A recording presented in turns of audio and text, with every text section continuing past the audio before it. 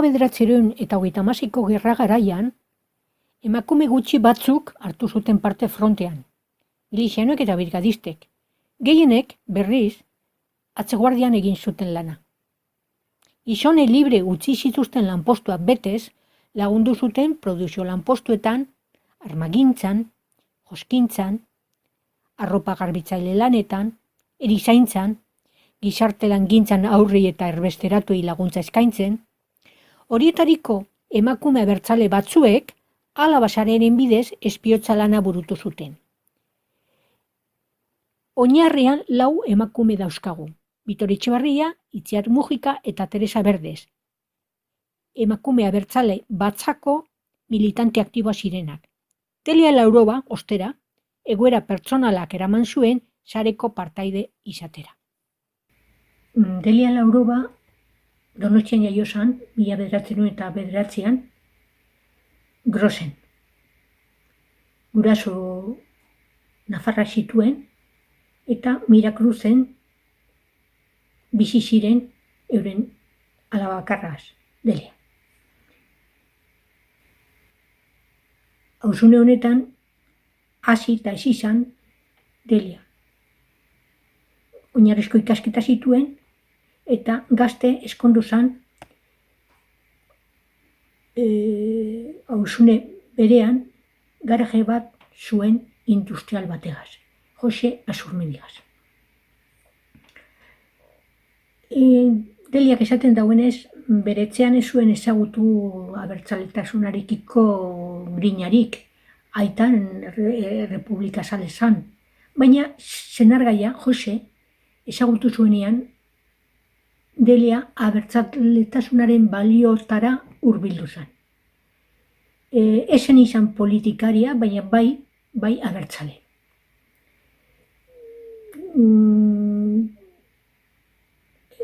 Gerra estanda egin zuenean, Grosen, senarra ANV-ko Eusko Indarra bataioian izena eman zuen eta gerrara abiatu zen. Bilbora etorrite, gero izendatu zuten teniente, ondoren kapitan laguntzailea, eta azkenik 1937an Laredoan bataioia zegoela komandante izatera llegatu zen. 1937ko abuztuaren 24an Ajuriagerrak sinatu zuen italiarrekin Santoñako hitzarmena. Akordio horren ondorioz, Euskal Gudariak Elduesoko espetxean sartu ingo zituzten babestu ahal izateko ejertzito frankistatik. Egoera horretan, Deliaren senarra zegoen, eta arrazoi horregatik uda horretan Delia abiatuta bazegoen senarra bizitatzera Eldueso espetxera. Erbestean zegoen Eusko Jaurlaritzaren barrune zerbitzuak jakin zuenean Delia hurbilduta zegoela Elduesora,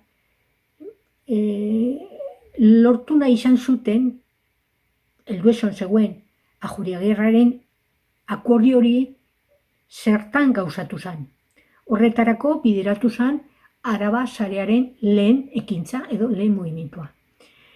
Horretarako Bitori Etxebarriari agindu zioten Donostiako Itziar Mujikagaz harremanetan jartzeko eta honek lotura egiteko Deliarekin. Hain zuzen ere, Delia hurbilduta ia lortzen zuen dokumentu hori. Deliak bere kontaktuei esker lortu zuen Eldueson Santoñako hitzarmenaren dokumentua eskuratzea, eta atzerako bidea eginez, Bitori Etxebarriaren eskutara heldu zen. Honek muga pasatuz, Elizondotik Baionara eskuz entregatu zuen barne zerbitzuaren egoitzan.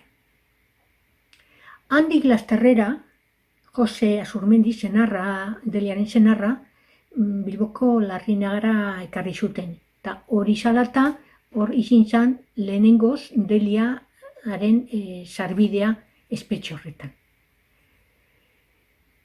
Gizonaren egoera, gerran izan zituen karguagatik eta abar, nahiko larria izin zen hasiera baten, heriotz zigorra eskatzen zen, baina gero, ja kalera urteteko garaian zegola, San Kristobaleko presoen iesaldia salata, fascistek mendeku gisa Derion kanposantuan zenbait gudari, Larrinagoko espetxekoak, fusilatu zituzten. Horien artean, Deliaren senarra zegoen. Senarra hil zen egun horretan, Larrinaga espetxera joan zala, tabloian ikusi zuen presoen baja, horien artean bere senarrarena. Hala ere, sarerako egin behar zuen enkargua bete zuen, eta kalera urten zanean zorabeatu zen. Orduantxe erabaki zuen hortik aurrera presoen alde lan egingo zuela. Horrela komunikatu zion, Tereberdizi, espetxeen kontaktua Bizkaian senari. Larrinagaren ostean, hurrengo ekimena Burgoseko kartzelean gauzatu zuen eta ondoren Kadizeko Puerto de Santa Marian. Larrinagan eta Burgosen Pepe Berdesen laguntza estimagarria izan zen. Berak, Deliak, esaten zauenez, gauzarik zailena izaten zen bidea zabaltzea. Behin zabaldu eskero eta kontaktuak egin eskero, nahiko ondo begiratzen ziren eta ziurtasun handiz jokatzen zuten bai barruko eta kanpoko harreman horiek. Dana dala estutasun handiak pasatu zituen Deliak.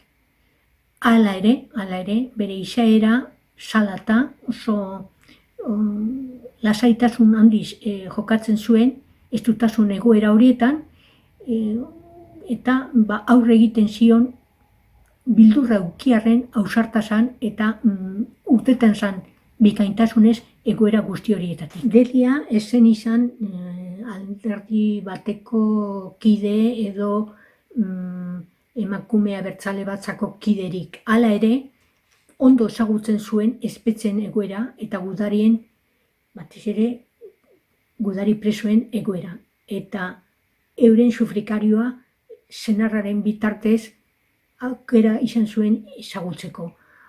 Orduan, zentzu horretan, erabat lan egin zuen presoen alde. Deliaren eginkizuna zen, zehatz jakitea espetxetan zer gertatzen zen, eta honen berri ematea Eusko Jaurlaritzako barne zerbitzuari. Honek politikoki gauzak modu batera edo bestera antola zitzan. Euskal presoen egoeraz, balio handiko informazioa garraiatu zitzaien erbestean zeuden Eusko Jaurlaritzako kidei, Baiona, Parisen zein Londresen zeudenei. Euskal agintari asko eta burukide asko espetxean eta beste asko erbestean zeudela, balio handiko informazio eta dokumentu trukaketa gauzatu zen sareari esker. Zeregin honetan, Deliak bazuen zer ikusirik. Deliak egoera larri horietan irudimenez, lasaitasunez eta naturaltasunez jokatzen zuen. Hala ere, zenbait trikimailu erabiltzen zituen egoera horietarako. Zesta fondobikoak, bonboikutxak, kipula papera, erropan artean, kaltzerdiak eta horiek lakoak erabiltzen zituen, hain zuzen ere, naturalago egiteko bere lan guzti hori, ezta? Eusko Jaurlaritzako barne zerbitzuak oso iritzi baikorra zuen Deliak betetzen zuen lanaz. Idatzirik jarri zuten, berari esker ezinezkoa diruditen zerbitzuak lortu dira, hala nola heriotzara kondenatuekin komunikatzea, inkomunikazio estuarekin egon arren. Edo erakundetik kanpoko personentzako komunikazio edo gestio gehienak berak egin ditu, esaten zuten. bere trebetasun eta odol hotzagatik lortua. 1940ko urtea Deliarentzat oso gogorra izan zen, gaixoti zegoelako, eta azkenean sareko kideak ere bahituak izan zirelako. Abenduaren 20an jauzi ziren lehenengo eta behin Elizondoko taldekoak, Bitor Etxebarria eta Felicitas eta Agustin Aristiak. Urtarrilerako lortu zuten Gipuzkoako, Araba eta Bizkaiko eta Nafarroko guztiak baitzea. Guztira 28 gizon eta emakume. Madrilera eraman zuten Fomentora lehenengo eta behin, eta gero 51ko ekainaren bukaerako Las Ventasera bidali zituzten. Espetxe oso modernoa zen, baina emakumez gainezka zegola, tokatu zitzaien persona batentzat egindako zelda baten egotea. Hor 8-9 emakume bizi ziren luzeroan. Espetxean zeuden bitartean, bertako tailerretan parte hartzen zuten, zein kolaboratzen zuten ekonomatotan, koruetan, antzerki lanetan, dantza, sukaldaritzan eta abarretan. Oso solidaria ziren bertan zeuden beste emakumeekin ideologia berekoak izan ez arren. Oso lan humanitario egin zuten elkar. Deliaren kasuan, Bentasen marrazketa klasetara joaten zen eta inglesezko klasetara. Euskera ikasten zuen Tere Berdesegaz batera, baina modu isilean. Deliak marrazketa tailerrean irudikatu zuen bere euren gelatxoen irudia. Eta Gabonetako tarjeta gisa bidali zioten Pakita Etxeberriari, Iñaki Barriolaren emazteari. Atzeko partean Itziarrek, beste guztien izenean, eskertzen zioten Pakitari euren alde egindako gestio guztiagatik, janaria eramatearrik eta animoak euren goratzen zituelako, bere bizita sarri egiten zirelako. 1951ko uztailaren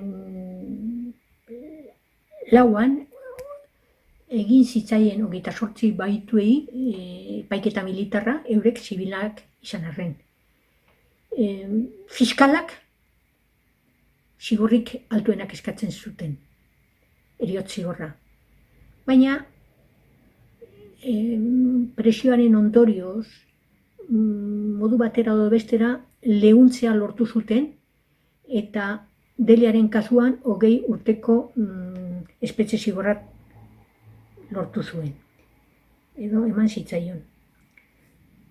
Beste errebisio baten 6 urtera bajatzea lortu zuen. Hain zuzen ere, 1952ko azaroaren 28an. Hurrengo hilabetean, Gabona inguruan, etzera agindu zuten, aske. Baina errekuntza bat izin zalako, Madrilera bueltatzeko agindu zitzaion. Bitarte horretan gorabehera horiek zirela eta hondarretan geratu zen, espetxean, eta lagun batzuei esker lortu zuen bere espedientea behin eta berriro atzeratzea. Horrela bete zuen bere zigor guztie hondarretako espetxean. Aske urten zen, askatasun baldintzatuarekin, baina destirru gabe, 1954ko martxoan. Delia harro sentitu zen beti berak eta sarekideek zintzo eta bikain lan egin zutelako Euskal Herriaren askatasunaren alde, eta irmoki jokatu zuten espetxeratuen mesedetan, diskrezioz eta erantzunkizun handiaz. Alaba sarekideei leporatzen zitzaion delitua zen, matxinadan eta espioitzan laguntzagatiko delitua. Urteak pasatu ala, hasiera baten eskatutako heriotz zigorrak bertan bera geratu ziren, Luis Alaba santuarena izan ezik. 53ko maiatzaren 5ean, Madriden fusilatu baitzuten. Espetxetik urten ondoren, 4 emakume hauek adiskidetasuna gorde zuten, ia hil arte. Eta euren familien arteko harremanak ere oso senduak izan ziren handik aurrera. Sarearen bidez ezagututako familia askorekin ere adiskidetasun handia gorde zuten demagun, Barriola familia, Michelena, Verdes, Irala eta abarrekin. Delia ezagutu zutenek esaten zuten emakume alaia eta umila zala. Txikia, bizia, atsegina, beti ripartzu. Berak egin zuenari ez zion garrantzi berezirik ematen eta beste 3 emakumeekin batera agertzen zanean ere beti maila apalagoan agertzen zuen bere burua. Esan liteke espetxean egon ondoren, frankismoaren gordintasunean oso urte gogorra pasatu zituela Deliak. Batetik, sinatzera joatu behar zan sarri. Bestetik, oso kontrolatua. Eta bera abertzale gisa lagundu nahi zuen, beste ezin izan zuena. Bete. Maila personalean eta laboralean arazoak izan zituen. Modu aurrera ataratzeko iparraldetik edo Frantziatik ekarritako nailonzko mediak, zetazko pañueloak, limoz portzelanak eta horrelakoak saltzen zituen ezagunak zituenen artean. Baina benetan urte gogorrak. Ama hil zitzaionean aiten ardura hartu zuen eta bere amagin arrebarena ere. Miracruzetik Amarara bizitzera joan zan, bera bakarrik bizi zan, bere pisuan, eta bizimodu aurrera taratzeko Donostian ikasten zuten ikasleak hartzen zituen. Hain zuzen ere, familia ezagunen seme-alaba zirenak.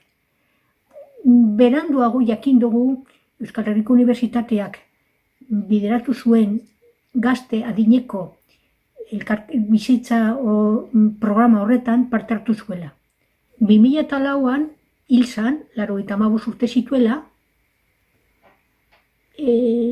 senideak, ilobak eta lehengusuak zituela. Aurreko 2 urteak adinen egoitzan eman zituen, burua bizkor, baina gorputza makalago zuela, hala ere, esan genezake bere izaera zurrari ez ziola inoiz eutzi. Alaba sareko 4 emakume hauek egin zuten lana sekulako izan zen. Lan humanitario eta politikoa, eta eskertu beharrean gaude. Deliaren kasuan, goraipatu behar da, espetxeen aldeko lana, presoen alde egin zuen lana, eta euren dokumentazioa garraiatzen isilpeko lan hori bikaintasunez burutu zuela. Zentzorretan, Delia Laurobak Euskal Erresistentziaren historian merezitako tokia du, baina berak irabazia.